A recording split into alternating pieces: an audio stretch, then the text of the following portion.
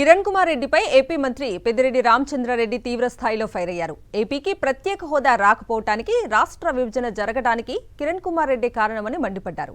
గతంలో కాంగ్రెస్ ముఖ్యమంత్రిగా ఉండి ఇప్పుడు నిస్సిగ్గుగా బీజేపీలో చేరారని విమర్శించారు. ఎలాంటి అభివృద్ధి చేయని కిరణ్ కుమార్ రెడ్డి ఏ మోహం పెట్టుకుని ఓట్లు అడుగుతారని ఎద్దేవా చేశారు. గతంలో 2 కేంద్ర మంత్రులను ఓడించామని, ఇప్పుడు మాజీ ముఖ్యమంత్రి కిరణ్ కుమార్ రెడ్డిని చిత్తుగా ఓడిస్తామన్నారు. అయితే 2 కేంద్ర మంత్రులు గెలిస్తే మిథున్ రెడ్డి మంచి మెజారిటీతో గెలుపొందారు. మరి ఈరోజు మాకు ప్రథమ శత్రువు ముఖ్యమంత్రిగా ఉండి కనీసం మనం నీళ్లు తీసుకురావాలా పింఛా నది నుంచి అని ప్రాజెక్టు మంజూరు చేసి టెండర్లు కూడా అయిన తర్వాత ఆయన ముఖ్యమంత్రి దాన్ని ఆఫ్ చేయడం జరిగింది. మరి అలాంటి వ్యక్తి ఈరోజు పుంగూరుకు వచ్చి ఓట్లు ఏ విధంగా అడుగుతాడో మనకు తెలియదు. మరి అలాంటి వ్యక్తి వచ్చి ఇక్కడ ఏ ముఖం పెట్టుకొని అడుగుతాడో నేను అడుగుతా ఉన్నాను. ఏదైనా రోడ్లు వేస్తే కూడా వాళ్ళకి నియోజకవర్గానికి మట్టంగా అడిగేసుకొని ఆ బార్డర్ నుంచి ఇక్కడంతా కూడా మనకు రోడ్లు వేయలేదు.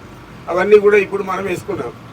మరి అలాంటి వ్యక్తిని మనం పూర్తిగా మన కనుసన్నల్లో మెలిగే వ్యక్తులందరికీ కూడా మీరు చెప్పి తప్పనిసరిగా నాకంటే కూడా ఎక్కువ మెజారిటీ మిథున్ రెడ్డికి వచ్చే విధంగా చిత్తుగా కిరణ్ కుమార్ రెడ్డిని ఓడించాలని చెప్పి మిమ్మల్ని అందరినీ కూడా కోరుతా ఉన్నాను. ఆయన ముఖ్యమంత్రి ఏ విధంగా అయ్యాడు, అయిన తర్వాత జగన్మోహన్ రెడ్డి గారిని జైలుకు పంపించాడు 16 నెలలు. మరి రాష్ట్రం విడిపోయేదానికి కూడా ఆయన తోడ్పాటు అందించాడు.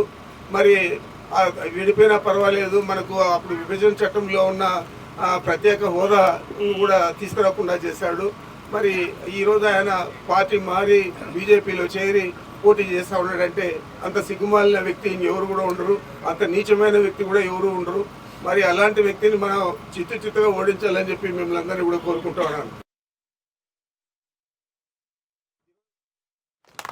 ఎక్కడ చూసినా కూడా జగన్మోహన్ రెడ్డి గారు చేసిన సంక్షేమ పథకాలు కానీ అభివృద్ధి కార్యక్రమాలు కానీ మునిపెన్నడూ కూడా జరగని విధంగా మనం అన్ని కూడా చేసుకోవడం జరిగింది.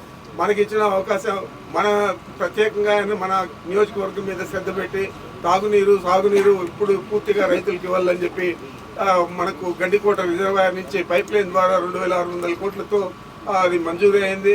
మంజూరు అయిన తర్వాత కూడా 3/4 భాగం జరిగిన తర్వాత ఇప్పుడు మనం కోర్టు కేసుల వల్ల ఆఫ్ చేయడం జరిగింది. ఈ ప్రాజెక్టులు కూడా కోర్టు కేసుల వల్లే ఆఫ్ చేయడం జరిగింది. ఇవన్నిటికీ కూడా కారణం చంద్రబాబు నాయుడు.